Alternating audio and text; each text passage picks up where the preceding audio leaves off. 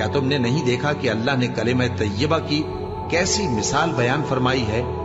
وہ ایسی ہے جیسے پاکیزہ درخت جس کی جڑ مضبوط ہو اور شاخیں آسمان میں پھیلی ہو۔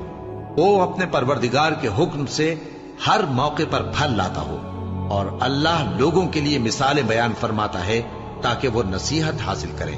اور ناپاک بات یعنی غلط عقیدے کی مثال ناپاک درخت کی سی ہے کہ وہ زمین کے اوپر ہی سے اکھیڑ کر پھینک دیا جائے، اس کو ذرا بھی قرار و ثبات نہیں۔